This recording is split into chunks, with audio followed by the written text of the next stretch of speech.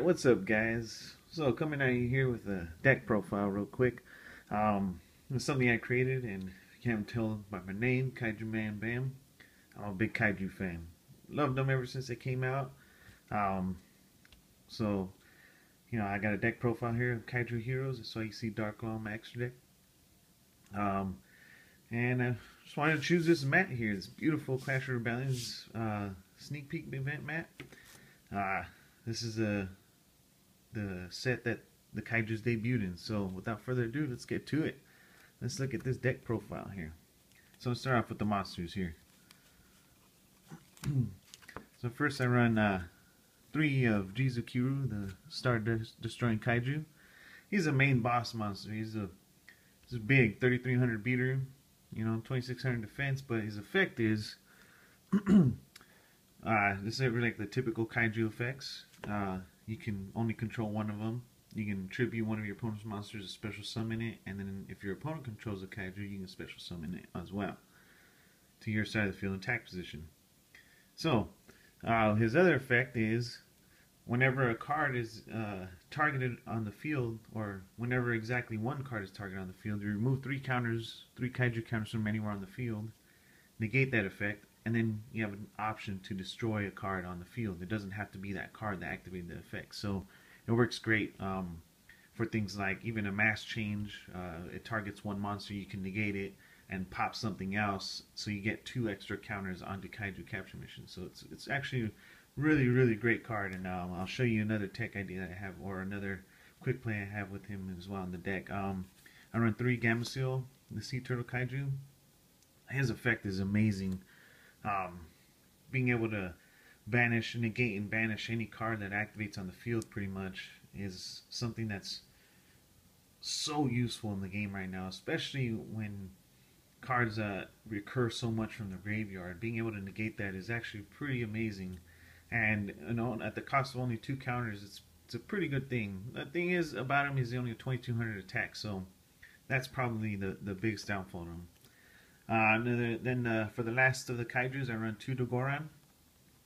This is only so that I have more targets inside inside the deck for interrupted Kaiju slumber, and Kaiju-Hero can still get over him. But sometimes you might need Dogoran in order to clear your opponent's board if you're not able to get over it. He has a Regeki effect, so you remove 3 counters and it destroys all monsters on your opponent's side of the field. The only problem is he can't attack that turn. Alright, so to move on to the hero mechanic, I run 2 Summoner Monk for the obvious reasons. You pitch a spell. I like to pitch certain spells, and I get that more into once I get into my spells. A special summon now, most of the time, Hamilton Hero Shadow Mist, which I run 3 of. Kind of, it's way too important when you special summon him. Getting Dark Cloud in the field is amazing, and it's actually a main part of this deck, and it actually is what makes this deck run so well. 2 Bubble Man. I know people usually say run 3 and 3, but I can only fit 2 Bubble Man, and really I don't find back row destruction too much of an important thing in this, especially with running 2 Twin Twisters. So having 2 Bubble Man, it kind of just helps to make rank 4 plays, and then every once in a while to bring out that acid. So, which we all know acid can change games. And then for the last of the monsters is 1 Goblinberg. I chose to run 1 just because of how tight the space is in the deck, and he's not that great if you don't have Shadow Mist in hand, so or any other level 4 in hand. So it helps to have him, but at the same time, he's not exactly critical to the deck. All right.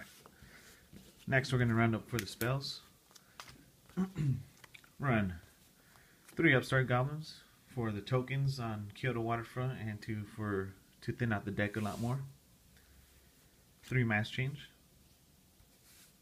We all know what that's for. Let's go into Dark Law. 3 Kyoto Waterfront. This is essential, and it's tough because sometimes they don't like running 3 Waterfront, but it helps having the extra spell card just in case you have a Summoner Monk and you don't want to pitch like a Mass Change, but you want to special out one of your heroes. 2 Emergency Call. Great searcher for the cards, especially if you have You know, like your Goblinberg in hand or a Rhoda and this, it really helps bring out an amazing combo. 2 Twin Twisters. Just general back row removal. You know, this card is way too broken, and not having it in a deck, and you know, it's pretty essential, especially with the pendulum format. 2 Hero Lives. This is just to get, you know, if I have no options, I can special out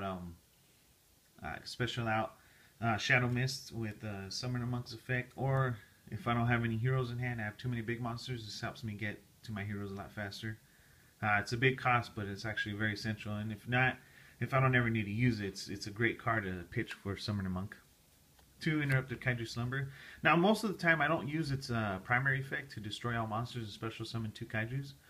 Although that does come in handy, having a Dark Hole is just an amazing effect. But having it to be able to pitch with Twin Twisters or even with Summoner Monk is actually really great, because then I get to search the next turn for a Kaiju monster. And sometimes I find myself needing a Kaiju monster if I don't have Kyoto Waterfront on board. 1 Galaxy Cyclone. Now I chose this because it's great to pitch with Summoner Monk or with Twin Twisters, and it helps you pop face-up spell and trap cards, especially against Monarchs and Pendulum right now. You can get rid of a Monarch Storm 4th, or you can get rid of that field spell. There's one mass charge, for the obvious reason, the play of recycling. I wish I could fit more, but seeing as I only have 3 targets for mass change, I don't see myself running any more, and it's really tight. So the deck's running at 41 cards, and I don't even want to run at that much. 1 Terraforming. 1 Rhoda, because Rhoda's at 1. So I'm running 2. I'm only running 4 traps, and 2 of them are Kaiju Capture Mission. This is the quick play that I'm talking about. So if you have Jizu-Kira out on board and you have Waterfront with 3 counters on it, you know, you flip this over, activate the effect, and then you negate that effect, removing the 3 counters, and then you pop a card on the field. So it kind of becomes a quick play, especially if you're able to get this out on board on the first turn, and your opponent starts the next turn, and then they start setting cards or summoning cards, and then they start, or like let's say if they go into a Farm Girl and they have Honest in hand, you know, they go into battle phase, you activate this, and then you target, and then you activate that effect to negate, or even Dark Destroyer. It's amazing how effective it is to be able to go into a quick play spell card with this, or a quick play popping ability, I should say. And then the other 2 is Oasis of Dragon Souls. Sometimes I need to either special summon a Kaiju from the deck, and you know, special summoning Gamasuit with 3,000 booty, and then being able to negate stuff is pretty awesome. And then having a Shadow Mist, of course, another special summoning way to get them out on field. For the extra deck, I run 2 Master Hero Darklaw.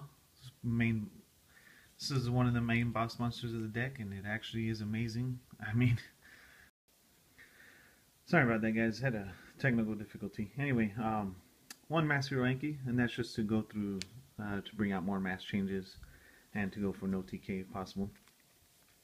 I run 1 103 Ragnar Zero, 1 Daigusu Emerald, 1 Diamond Direwolf, 1 Abyss Dweller, 1 Gaga Cowboy, Maestro the Symphony Digit. This is only in here until Utopia, the Lightning comes out. 1 Heroic Champion Excalibur, 1 Castel, 1 Gaga Samurai, 1 Dark Rebellion Xyz Dragon, and then 1 number 1 and 1 Santa Ana Arc.